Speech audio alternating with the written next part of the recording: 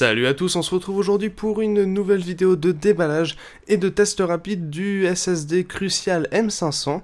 Alors c'est un SSD disposant d'un contrôleur Marwell avec des débits en lecture annoncés à 500 mégaoctets secondes et en écriture à 250 MO secondes. Mais on verra juste après les débits qu'on obtient en utilisation réelle. Alors ici j'ai le modèle de 240 Go qui est vendu aux alentours des 110 € sur le net, donc c'est vraiment un prix très intéressant pour un SSD avec de bonnes, voire très bonnes performances. Alors comme vous pouvez le voir, il y a juste les débits en écriture qui sont plus bas que par exemple les 840 Ivo. Au niveau des informations sur l'emballage, il n'y a quasi rien, on nous indique simplement que c'est un SSD de 7 mm 2,5 pouces et qu'une petite pièce est fournie si jamais vous avez besoin de l'installer dans un emplacement 9,5 mm. Pour pas mal d'ordi portables un peu plus anciens, ça va être le cas.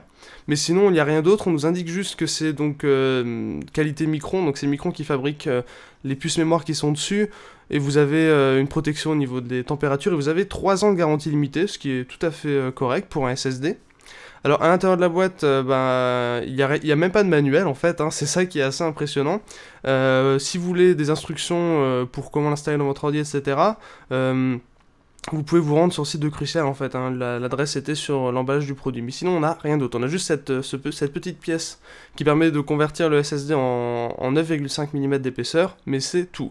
Le SSD sinon en soi, il n'y a pas grand chose à dire, on voit juste remarquer qu'il a une très bonne qualité de fabrication quand même, avec un corps en aluminium, c'est pas du plastique, c'est vraiment une très bonne chose.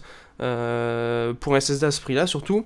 Vous avez juste le connecteur d'alimentation SATA et le connecteur SATA pour les données, c'est du 6 Gb seconde évidemment.